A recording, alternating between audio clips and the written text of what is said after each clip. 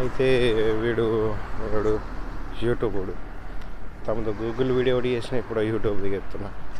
అయితే ఏంటంటే నా కొడుకులకి ఎందుకు ఫ్రీ ట్రాక్స్ ఇస్తారు, ఐ మీన్ మ్యూజిక్ అని ఎట్లా ఇస్తారు, అది షార్ట్లకు పెట్టుకోరని వాడే లిస్ట్లో ఇచ్చాడు. ఓకే, మళ్ళీ ఏమంటాడు వాడే, దాన్ని ఎవడైతే ఒరిజినల్ క్రియేటర్ ఉన్నాడో దాన్ని ఆ డాటా ఐ మీన్ అది క్లియర్ చేసిండు, ఐ మీన్ డిలీట్ చేసిండు ఆ ట్రాక్ని, నీది షార్ట్ని మ్యూట్ చేసినావు, 30 days వరకు ఉంటుంది, తర్వాత డిలీట్ అవుతుంది. ఇప్పుడు నువ్వు డౌన్లోడ్ చేసుకో, కావాలంటే నీకు వేరే మ్యూజిక్ పెట్టుకొని మళ్ళీ అప్లోడ్ చేసుకో. వేరే అది డిలీట్ చేసుడు ఎందుకు, మ్యూట్ చేసుడు ఎందుకు, అన్లిస్ట్ చేసుడు ఎందుకు, దాన్ని మళ్ళీ నేను అది చూసుకోకపోతే 30 days తర్వాత డిలీట్ అయిపోతుంది ఆటోమేటిక్గా. మంచి వ్యూస్ వచ్చింది, అది ఎందుకు ఇట్లా చేస్తారో నాకు అర్థమవుతలేదు అసలు. అయితే నీకు పెద్ద యూట్యూబర్లు పెట్టుకున్నానికి వాళ్ళకైతే మెయిన్ వీడియోస్లలో మ్యూజిక్ యూజ్ చేస్తే వాళ్ళని ఓడేంది ఇక్కడ అసలు. అది వాడు స్ట్రైక్ చేయడు, పీకేది. అది చిన్న యూట్యూబర్లు ఎందుకు రావడతారు నాకు అర్థం కాదు.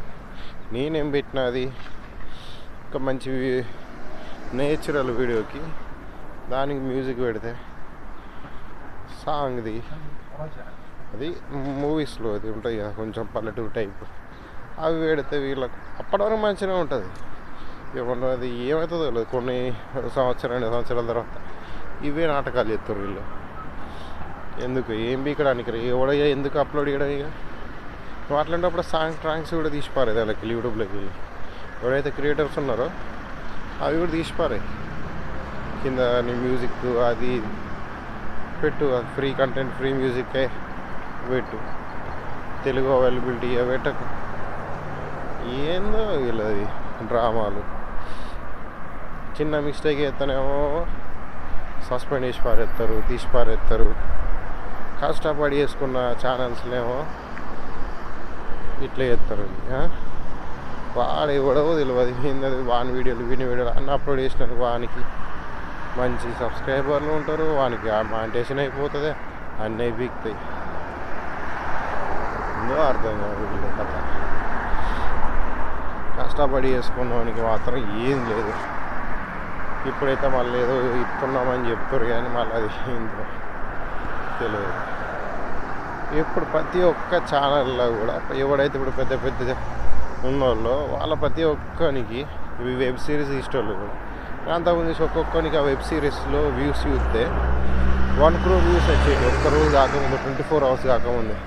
అమ్మ 1 crore కూడా చూస్తుండ్రా విని, వీడు సినిమా యాక్టర్ కాదు, ఎవడు కాదు, వాళ్ళే అంత రావు, వీనికి వెబ్ సిరీస్ కాదు. తర్వాత అర్థమైంది నాకు, ఈ ఛానల్ నెట్వర్క్ ఉంటుంది వాళ్ళు ఏం చేస్తారు, ఆ వీడియోని ఫేక్ వాచ్ అవర్స్ తీసుకొస్తారు, ఫేక్ వ్యూస్ తీసుకొస్తారు బోర్డ్స్ పెట్టి.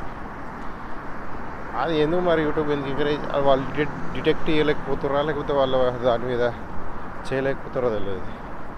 లక్షలలో సబ్స్క్రైబర్లు వస్తారు. కంటెంట్కి వానికి స్టార్టింగ్ ఉన్నదాన్ని కూడా ఇప్పుడు ఉన్నదాన్ని చూడు, స్టార్టింగ్ అలా వానికి వ్యూసే ఉండేవి. అయితే మేబీ పాపులర్ అయింది కదా అందుకే వస్తున్నాయి కదా అనుకుంటుంది. అది కాదు రీజన్. చాలా స్కామ్స్ జరుగుతున్నాయి, వాటి మీద పెట్టే ఫోకస్ వీటి మీద పెట్టారు. అట్లాంటి వాళ్ళ మీద చిన్న యూట్యూబర్ల మీద అన్ని రిస్ట్రిక్షన్స్ పెట్టుకుంటా, అన్ని రూల్స్ మా మీద అప్లై అవుతాయి.